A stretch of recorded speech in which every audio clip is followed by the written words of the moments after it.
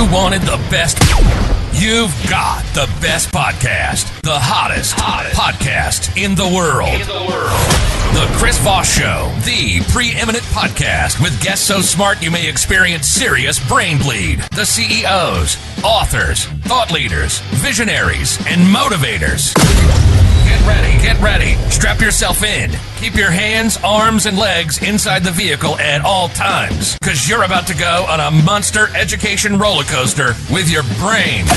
Now, here's your host, Chris Voss.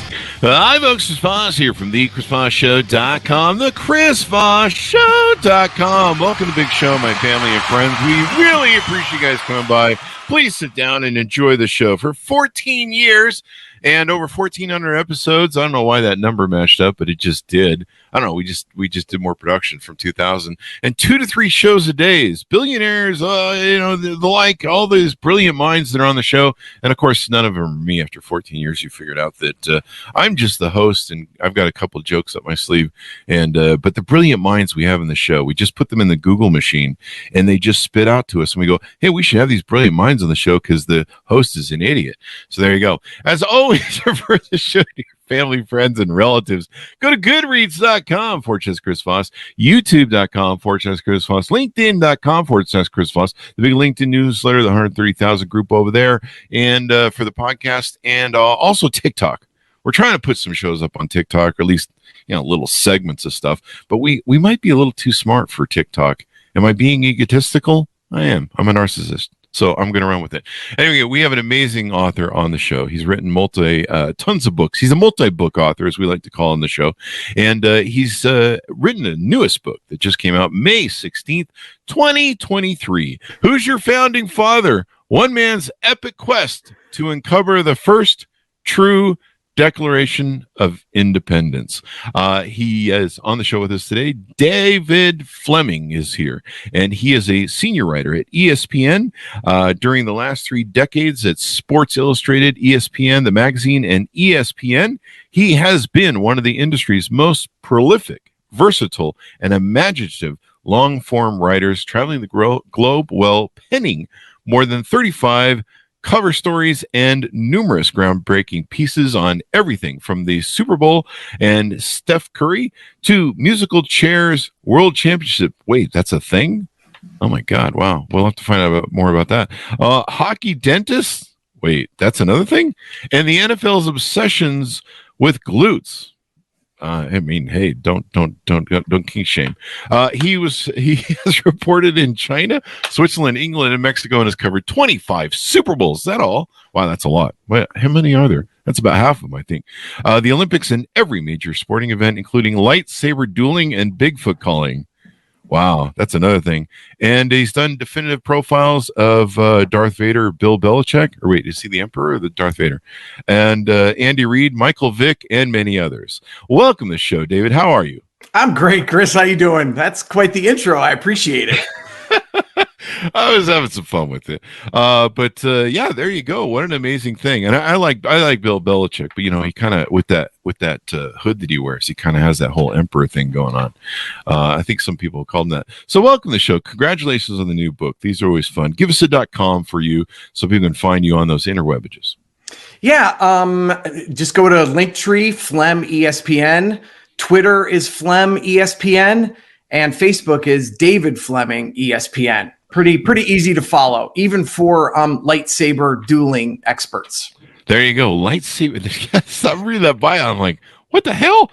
But it seems like there's a sport for everything. I think I've covered it. Yeah, if there's a sport and there's a competition, I've covered it. I'm going to the World Championship of nose picking next week, so I'll see you there. I don't know if I'll win, but yeah, probably ESPN channel 30, ESPN 30 is covering it, I think. So what motivated you want to write this latest book?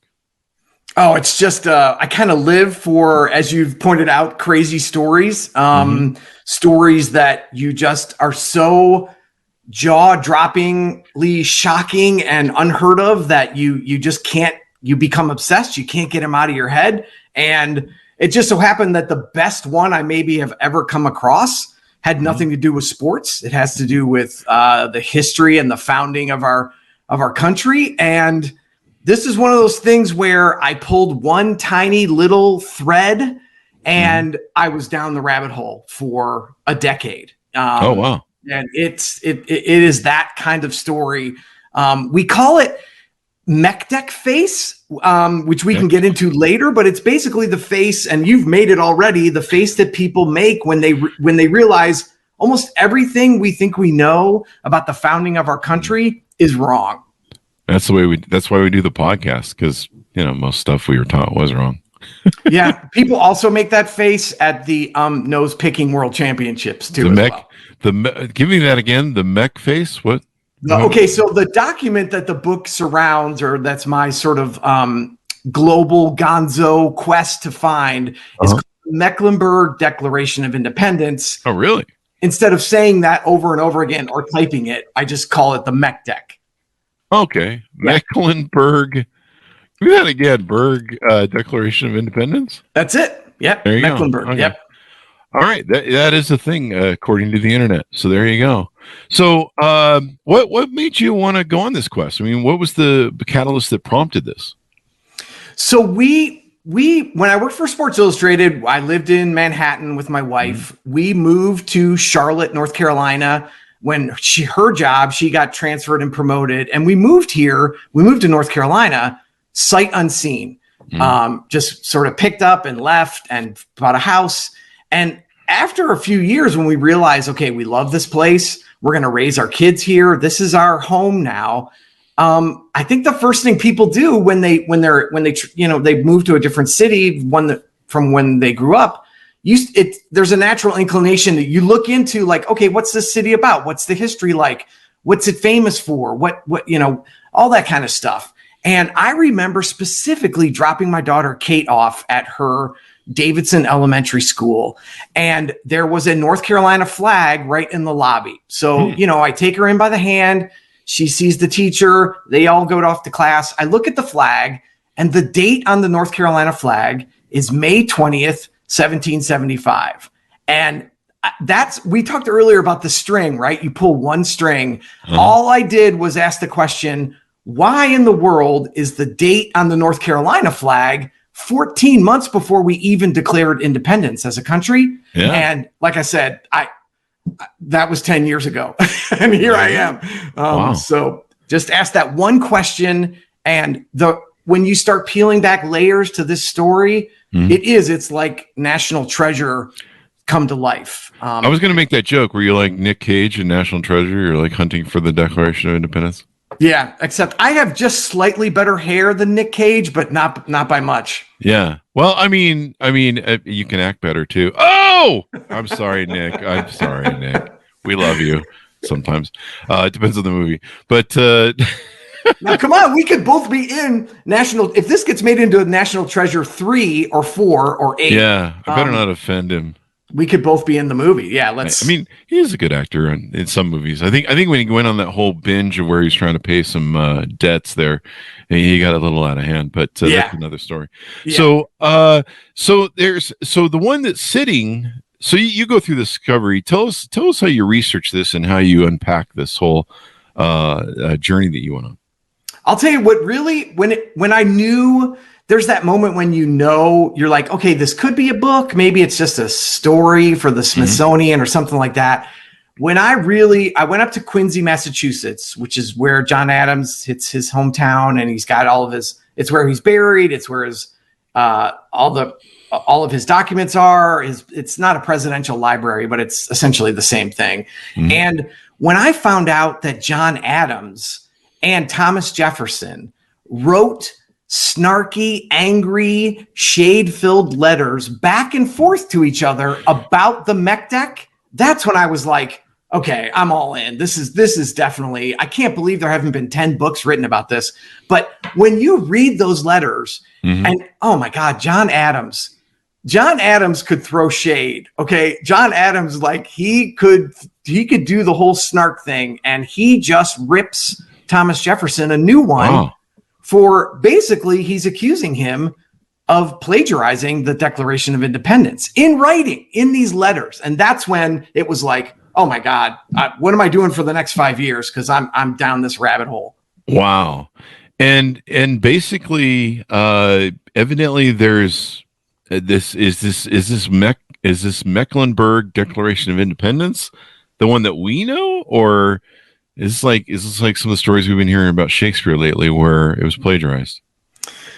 Well, there's a whole multi-layer to the Mecklenburg Declaration of Independence, but essentially the story is that the men who founded Charlotte, North Carolina, Scots-Irish Presbyterians, people who are sort of constantly looking for a fight and for a reason to take on any kind of tyranny whatsoever. But essentially 14 months before Thomas Jefferson ever put pen to paper, the men in Charlotte formally declared in writing America's independence from England. So, wow. Yeah, Charlotte is essentially the true cradle of American independence. This document gets written and declared from the courthouse steps in Charlotte. A guy named Captain James Jack rides it up, risking his own life, up to the Continental Congress. It sits there for a year, and then there is quite a lot of proof that Thomas Jefferson plagiarized it when he wrote his own declaration. Holy crap, a moly. Mech face. There you go. Yeah, that's just amazing. But it kind of makes sense when you really think about it. I mean, it's a practice run or something, but like you say, I mean, we've had so many historians on the show, especially over the last 3 years, and it's amazing how much our history is either whitewashed or it's not quite it's packaged for fast food, basically. I think, I don't know, is that a good analogy that some of our history is packaged for fast food delivery? Oh, I mean, that's a big part of this book is why we believe what we believe, why we sort of lock in on maybe half a dozen things around the revolution and our independence and refuse to take in any more data. And especially the idea that the founding fathers were some kind of gods, right? Infallible gods. I mean, what you learn, especially in this with Thomas Jefferson, is they were anything but. But it is fascinating when you think about, especially the way our brains work. We basically, in middle school history, right, American history, we take in 5 or 6 pieces of data, and then we basically lock in and go, okay, Boston Tea Party, right, Valley Forge, Yorktown. That's it. That's all I'm learning, even though there are these incredible stories that we should all actually be absorbing as well. There you go. So does he plagiarize it? Is it did he just spunk it up and throw some more fancy wording in it, or is it pretty much a reprint? I'll tell you what George Tucker, Thomas Jefferson's actual biographer, said, and what he said was, this cannot be a coincidence, right? Either Thomas Jefferson stole from the Mech Deck, or somehow the Mech Deck stole from Thomas Jefferson, but the two documents are so close, it can't be a coincidence. So, he plagiarized it. So, yeah, I mean, basically part of the journey you probably went on is to determine which was written first, right? Yeah, and it's pretty obvious. I think George Tucker, because he was a Jefferson crony, was trying to defend his man, right? But it's obvious that the Mech Deck was written 14 months before Thomas Jefferson was charged with trying to write the Declaration. And you bring up a really good point, which is, the intention of that's the other thing. I mean, the idea that the Declaration of Independence was some kind of sacred, hand to God human document, right? That is incredible. It was actually just late technical paperwork that we hadn't filed yet. In context, Thomas Jefferson was just charged with cutting and pasting the different emotions and sentiments of the day and putting it in writing, because you remember we were so late in technically declaring independence that we had almost lost the war before we had even put it in writing. Wow. So there's a lot about the Declaration of Independence that in context will really change people's minds about what kind of a document it is. And who the original writers are, I mean, Maybe they should add some subtext to the thing, or some credit, or some some sort of asterisk, if you will. The asterisk, you cover that in ESPN. Yeah, The asterisk of the Hall of Fame, maybe baseball stars, juiced, or different things like that. Maybe there needs to be like an asterisk truly written by, or something. I don't know.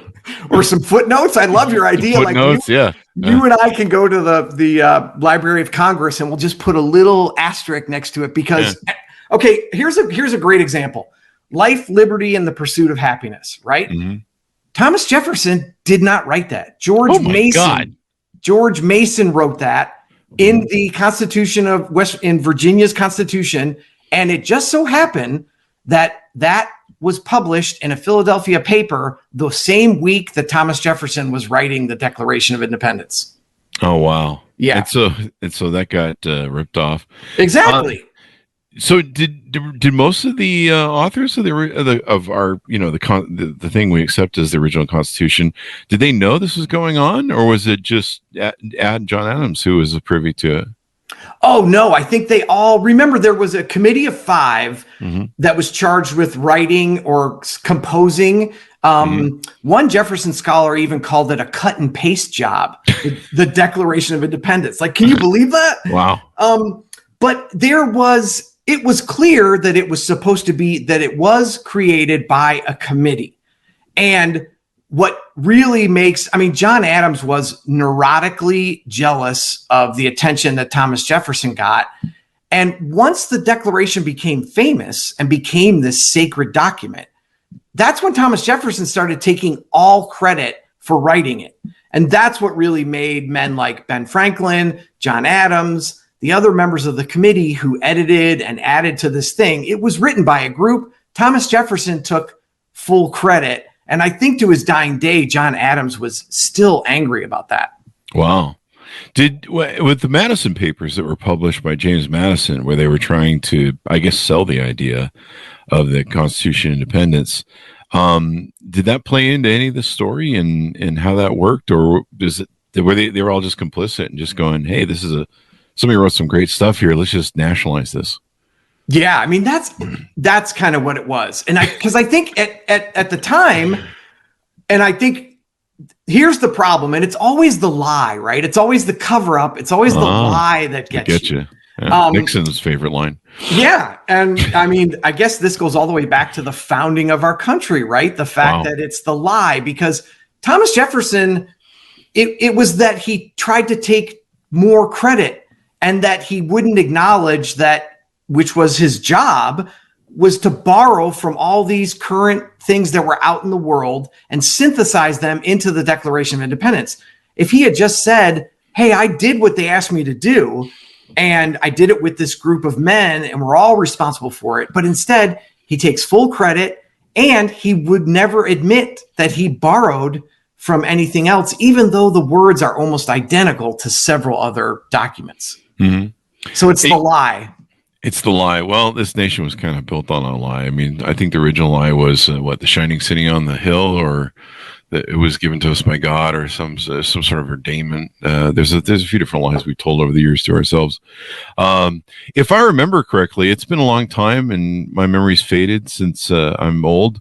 But I believe North Carolina joined the Confederacy. Was anybody pissed off about this in North Carolina? Is this maybe why they were like, hey, you guys stole our document, and we're going to go our own way?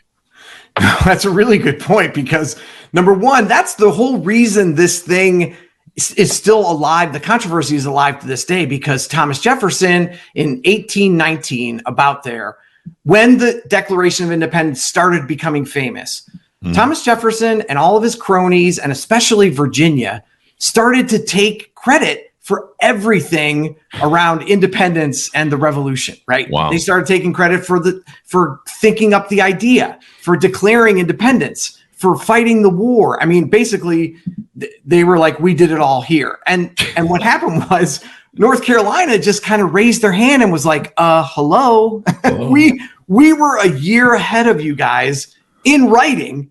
We want some credit. And then that starts this 200-year argument between North Carolina and Virginia and the rest of the colonies about who deserves credit for declaring independence, for fighting, all that stuff. So it's weird how that's really what started it. And then your point about the Civil War is very, very smart, because North Carolina chose May 20th as the date to secede from the Union. Yeah, as a clear callback to their original declaration. Now, it didn't do them any favors, but in public opinion. But yeah, there's no coincidence that both days were on May 20th.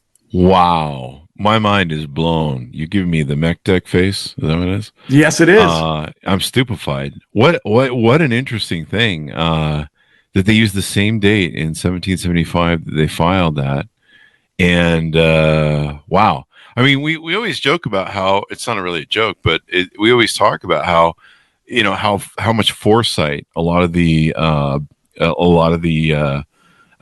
creators of the Constitution that we now find out plagiarized most of it had, and how much that has impacted everything going forward, and how it was kind of like how they future-proofed America in understanding how imperialism worked, but it's kind of like funny. Maybe Jackson was just like, yeah, if we just bury this and mow over it, no one's going to remember this the deets 200 plus years from now. So fuck it, let's just roll with it. Oh, I mean, okay, seriously? I mean, is that his attitude? Oh, you are channeling Thomas Jefferson right now. You are channeling Thomas Jefferson, because it was one of those things, like, for the longest time. You're dead on. Wow. It must be a human nature thing, right? Because for the longest time, when people would accuse Thomas Jefferson of plagiarizing the Declaration, all he had to do, his standing was so high, all he had to do was say, or get his cronies to say, how dare you criticize or even question Thomas Jefferson? But what's happened in the last 20 years is Thomas Jefferson's reputation has gone from sterling to the absolute, the bottom of the porta-john. And so people have begun to, instead of, you can't shut the argument down anymore just based on character, because that doesn't hold up. Does this play anything into, the one thing we learned on January 6th is we have not settled the Civil War. To see a Confederate flag in the Congress, I just was like, what the fuck? Yeah. And has this been one of the proponents of the original Civil War that they're like, we're really kind of our own nation, and North Carolina did this, and we're just gonna go off and do our own thing, and maybe this is one of the founding problems of the whole Civil War thing. I don't know. There are some connections. I think, as far as the mech deck is concerned, one of the reasons why people, especially in Charlotte, cling to the mech deck is it's a way for us to jump right over the Civil War, right? Mm-hmm. And not talk about the Civil War and go back to our original acts of patriotism. It's a way to go, yes, but we participated in this horrific event, but don't forget, we were also the first patriots in America. It doesn't always hold up, but I think that's why people do that. And then I think you'll think this is interesting. One of the reasons why the mech deck was suppressed, especially by the North, is the attitude that I came across, especially with historians, was once you guys seceded from the Union, right, and declared war on your own country, you now forfeit all rights to original patriotism. And that's a lot. That is why the mech deck has gone away, has not been supported, has been called a hoax, because it's punishment for, look, you guys were part of the Civil War. You lose all rights to claim original patriotism, which I understand. I understand. Yeah. There you go. I'm a moderate Democrat, but I like poking at the woke. And so here's a woke joke. Wait till the woke people find out this country is founded by the Confederacy. Oh! Well, wait till people find out what a huge role the South played in winning the Revolutionary War, too. That's another component of this story. Nobody understands that without the South, we'd all have British accents right now. Oh, wow. Yeah. Wow. This is really going to like Elon Musk gets a hold of this. It's going to go full right wing. We're going to have both sides hating us. It's great. Yeah. I'm on a Democrat. I'm used to both sides, the extreme sides hating us, but yeah. What are you going to do? But this is interesting, man. I've learned, this is why we do the show, man. We have so many amazing historians and stuff that comes on like yourself. And we're learning so much about history, and it's true. We need to dig into this stuff and just understand our origins better. And so many people, especially today, try to burn books and ban books and do history. But you know, the one thing, it's my quote, the one thing man can learn from his history is man never learns from his history. And thereby we go round and round. And so this is important for us to learn these things. It's cool. I mean, you've given me something where I'm just going to be like for forever now walking around going, nope, the original Declaration is the Mech Deck. People will be like, what the fuck? And I'll be like, read his book. Yes, that's very good. And I agree with you. And I do, you get pushback in this story, gets pushback from both sides. And what I always say is the most patriotic thing you can do is learn about your freaking country, right? Yeah. Learn all the facts, not just your facts or somebody else's facts. Learn it all and then decide for yourself. But don't just take a narrow view, especially of history and especially of Thomas Jefferson. Trust me on that. See, now I got to go read the Mech Deck because I always give people shit now. Anytime somebody on social media or in my face says, well, this is against the Constitution. And you're like, can you give me the quote of where is that in the Constitution that you just scribed? And they're just like, I heard it on Fox News or something. And you're like, come on, man. Like, seriously, read the Constitution. Like I tell people all the time now, read the damn Constitution. Right. Learn it all. Learn it all. If you really are, again, the most patriotic thing you can do is learn about your country, learn. That's the other thing, right? There are a lot of truths going on with Thomas Jefferson that our high school and middle school teachers never taught us. Yeah. You're going to be amazed, but that's okay. Just learn his whole story and then decide. But don't base it off of 2 or 3 things that, your poor 8th grade history teacher told you. Yeah, and I think part of my audience and me are at this point where we love being narcissists and know so much about history, so we can walk around and throw it in people's faces. Hey, I know more about the Declaration of Independence, man. I know about the Mech Deck. So there you go. Yeah, exactly. Anything more you want to tease out on the book before we go that we may have touched on, or we should have touched on, or entice people with? No, I think we really hit on it. It's done. It's not a straightforward history book. I just couldn't do that. Too dry, too boring. So it's really it's my adventure trying to discover this legend.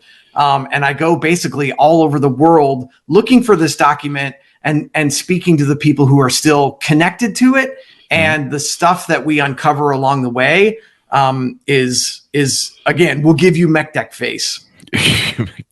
But learning stuff new is fun, man. I mean, that's the whole fun of this whole thing is learning about your country, learning about the origins, and some of these, I mean, we were sold a lot of BS lies, especially by some of our crazy founders over the years, and it, because some of it led to some ugly things that we did over the history of America, and we might still be doing actually.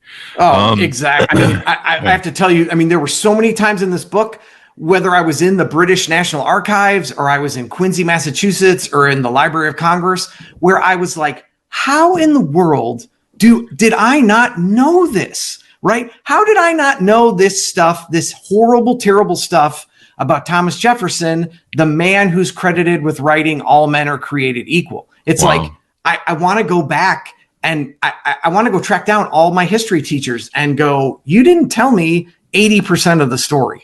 Yeah. My understanding is we had a historian on, and I believe she claimed that All Men Are Created Equal was written by a black man, actually, in the Revolutionary War or prior to it or something, and that was ripped off from him. I don't know if that's a fact, but that's what she claimed. So, well, that certainly fits Thomas Jefferson's pattern, right? So that could be my next book. There you go. And the irony was, according to her, was that, I mean, when they wrote the Constitution, they didn't include black people as having rights and valued as human beings at the time. And here the line was ripped off. So, wow. I mean, we're just finding out what a scoundrel this dude is. Is there any family from the original writers of the Mech Deck that they're like pissed off because they're not getting royalties on this thing? I mean, okay, yes, there are still in Charlotte. It's like Charlotte's version of the Mayflower Society. Wow. People who can claim a direct descendant to one of the 27 signers of the Mech Deck. And I will tell you quickly, this is how popular and sort of instilled in our culture down here that it is. I was out to dinner with friends who brought along somebody else. I sat down next to this guy, and he introduced himself, and he said his last name was Alexander. And Alexander is a huge, that family basically founded and ran Charlotte and most of the Carolina frontier for decades. Wow. And I said, as a joke, oh, you're probably related to one of the Mech Deck signers. And he said, I think I am. And so while we're waiting for our appetizers, I pull up the Alexander family tree, which is like 12 generations. He leans over, zooms in on my phone, and goes, "That's my grandma." Wow. I was like, dude, you might have the Mech Deck in your attic. Yeah. Can I come over after dinner? That's crazy, man. So this is a exciting story. I love this. I mean, this is why we do the show. We changed the format in 2023 and had a lot of more people on. We used to do just business and tech and CEOs and stuff before that, the first 10 years. But this is what I love. I just love this. So hopefully our audience does as well, and I think they do. So give us the .coms wherever you want people to find you on the internet. It's all Phlegm ESPN, right? Linktree, Phlegm ESPN will give you all my article archives and everywhere you can buy the book at, which is available everywhere, ebook, audiobook, all that good stuff. Phlegm ESPN Linktree, Phlegm ESPN Twitter, David Fleming ESPN on Facebook. It's an exciting time. The response to the book has been amazing, but this has been one of the most fun things I've gotten to do so far.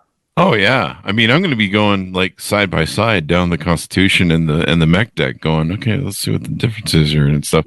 And yeah, I mean, the more we can know about history, the more we understand our history, the more like hopefully we can hope to not repeat it. But human nature is human nature, as it were. So that doesn't seem to ever change. Yeah, I'm fully expecting to get texts or emails from you in the middle of the night going, WTF, WTF. What a journey. Well, I'm glad you came on and shared this with us. Everyone pick up the book. Who's Your Founding Father?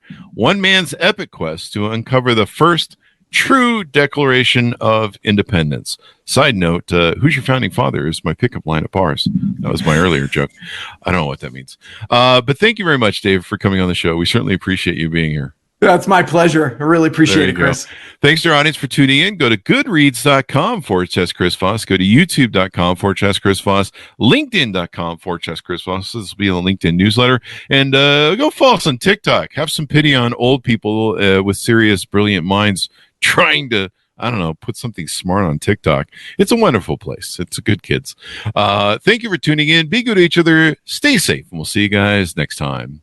And that's